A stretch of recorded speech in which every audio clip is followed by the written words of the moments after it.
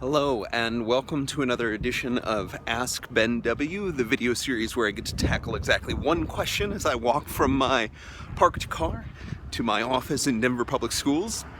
Today's question is courtesy of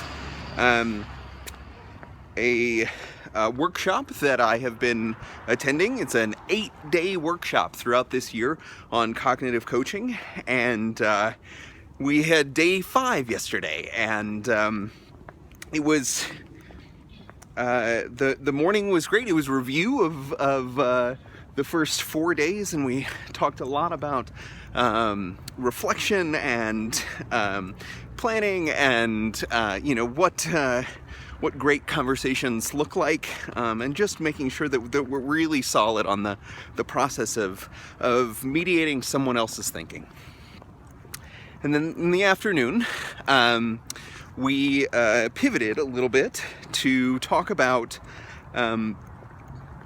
essentially learning preferences, or they were framed as different styles that an adult that you are coaching might have preferences for, and they're very much the typical auditory, kinesthetic, visual, and then we went into some different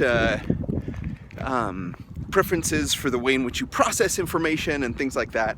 And I struggled so mightily with this that it made me have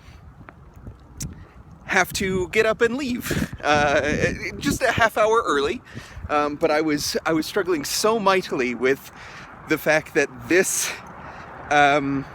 body of research has mostly, if not entirely, been debunked, and that actually pigeonholing people into a particular style does more harm than good.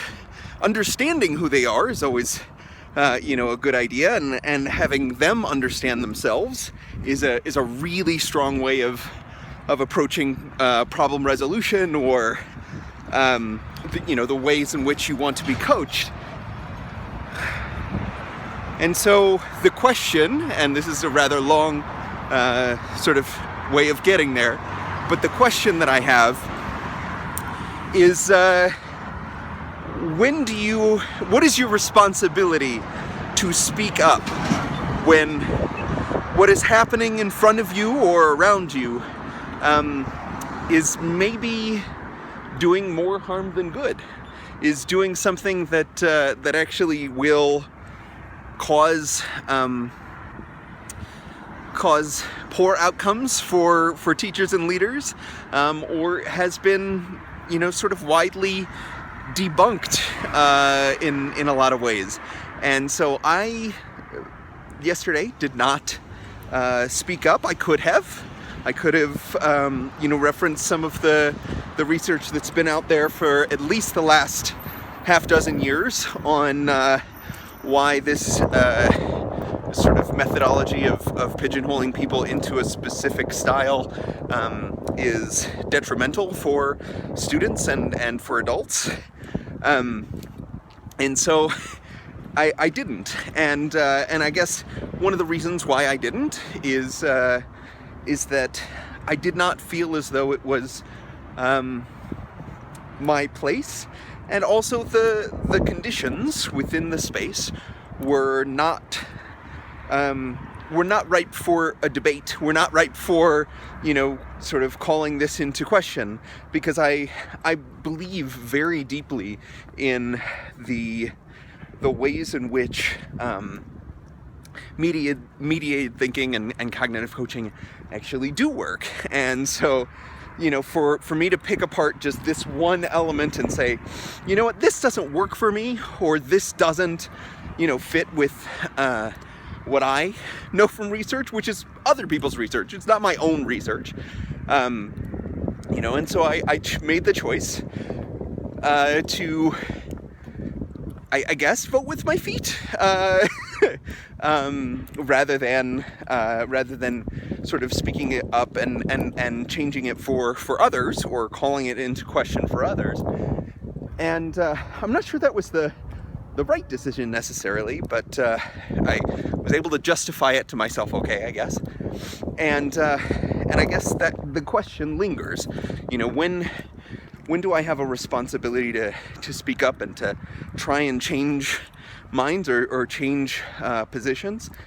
And I guess it does kind of boil down to, for me, is there an outcome that can be reached that would be better if I do speak up? Is there an outcome? And I guess, you know, obviously I don't know unless I try, but I do think that we can use our sort of our other ways of expressing the ways in which we, I guess, express, you know, displeasure or that we are actively questioning. And I think that this is one of those ways.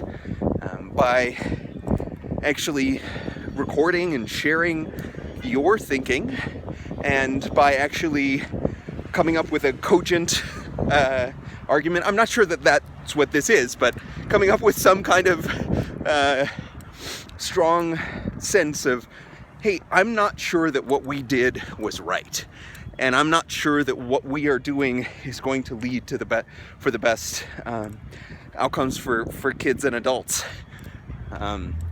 And so, based upon that, I guess my answer to the question is, when does it feel like you're responsible to the question of, you know, what is your responsibility for responding to things that are not in accordance with what you know to be true?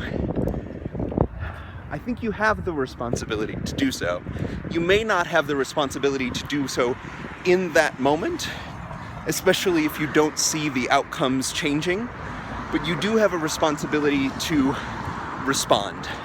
You have a responsibility to, in some way, comment on or call into question, or at the very least, make note, to notice things when they don't feel right, to notice things, and to, you know, encourage others to dig deeper and to do the same. So I guess that's my answer to the question. It's kind of a couple of different answers. But if you have a question, please do ask me using the hashtag AskBenW on Twitter, and I would love to answer it. I hope you are having a very good teaching and learning day. Have a good one.